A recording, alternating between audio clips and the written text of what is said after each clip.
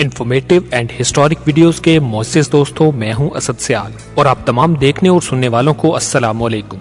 नाजरीन, इजिप्ट के शहर कायरा से तकरीबन 500 किलोमीटर दूर वैली ऑफ द लाइवस्टोन्स के बड़े बड़े पहाड़ मौजूद हैं। किंग्स वैली के ये पहाड़ अपने अंदर बेशुमार राज छुपाए हुए हैं। किंग्स वैली में पिछले 200 सालों से खुदाई का काम चलता आ रहा है। नाजरीन, आज से तकरीबन 4500 साल पहले जब इजिप्ट यानी मिस्र में किंग्स मर जाया करते थे तो इनको पिरामिड्स बनाकर इसमें दफन कर दिया जाता था। पिरामिड्स के अंदर मुख्तलिफ चैम्बर्स सजाए जाते थे और उन चैम्बर्स में किंग के साथ साथ उनका सारा खजाना भी डेकोरेट किया जाता था।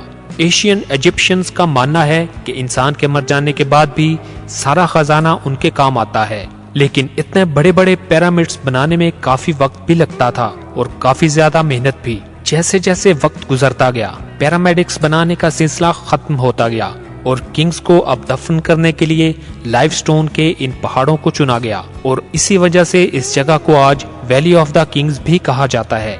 ऐसा माना जाता है कि इजिप्ट के किंग अपने मरने से पहले ही अपना चैम्बर, अपना गोल्ड, डेथ मास्क और अपना कफन तैयार करवा लेते थे ताकि इनके मरने के बाद इनको दफन करके चैम्बर को फौरन बंद कर दिया जाए। पिछले 200 सालों में इस वैली से कई टॉम्ब्स मिल चुके हैं, लेकिन मिलने वाले टॉम्ब्स में से ज्यादातर के चैम्बर अंदर से खाली मिलते थे। एक्सपर्ट्स का मानना है कि क्योंकि सबको मालूम था कि किंग्स वैली में खजाना छुपा है, इसीलिए हजारों साल पहले बनाए जाने वाले इन चैम्बर्स को वक्फे वक्फे से लुटेरों ने ढूंढकर लूट लिया था।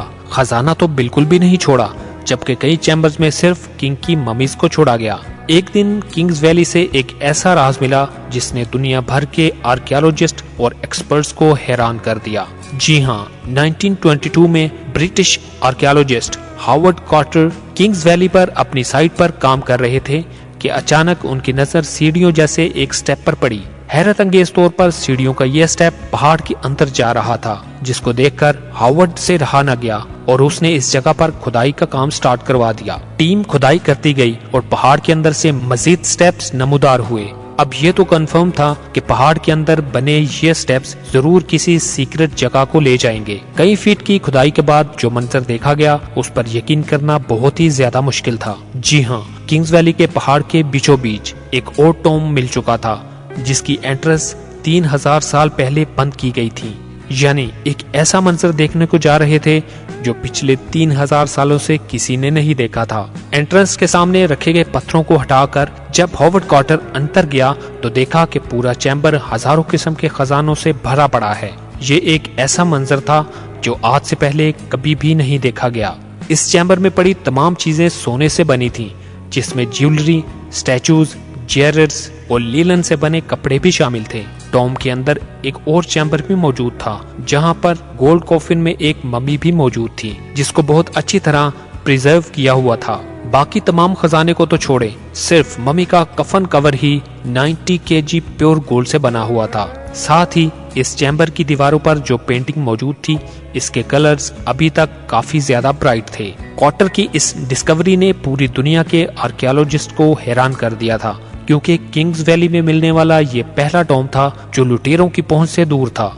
ये टॉम्ब तो अपनी असली हालत में मिल चुका था, लेकिन अब रिसर्चर्स और आर्कियोलॉजिस्ट के लिए नए सवालात भी लेकर आया था। रिसर्चर्स को ये बात समझ नहीं आ रही थी कि टॉम्ब के अंदर पड़ी मम्मी कौन सी किंग की है, बैरल चैम्बर के अंदर बनी पेंटिंग्स किस चीज का इशारा दे रही हैं, और किंग्स वैली में बने दूसरे टॉम्ब्स को लूट लिया गया था तो आखिर ये लुटेरों से कैसे बच गया। ये वो सवालात थे जिनका जानना रिसर्चर्स और आर्कियोलॉजिस्ट के लिए बहुत जरूरी था। लिहाजा जब टॉम्ब के अंदर पड़ी मम्मी का डीएनए टेस्ट किया गया तो जो मालूम पड़ा उसने सबको हैरान कर दिया।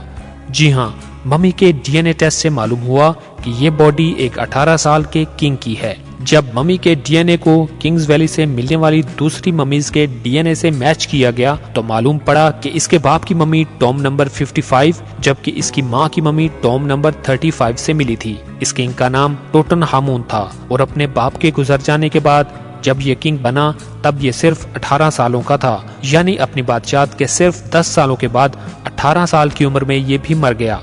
अब ये तो मालूम हो चुका था कि ये मम्मी आखिर थी किसकी, लेकिन इस डिस्कवरी से रिलेटेड दूसरे सवालात का जवाब जानने के लिए इस दौर में इतनी टेक्नोलॉजी नहीं थी। आखिरकार 1939 में एक आर्कियोलॉजिस्ट टूटन खामुन के टॉम को तलाश करते हुए इस दुनिया से चल बसे। इनके गुजरने के बाद टॉम पर रिसर्च का काम भी रुक गया, लेकिन कई सालों के बाद जब टेक्नोलॉजी का दौर आया तो टूटन खामुन के टॉम की मिस्ट्री को सॉल्व करने के लिए एक बार फिर से रिसर्च का काम शुरू हो गया।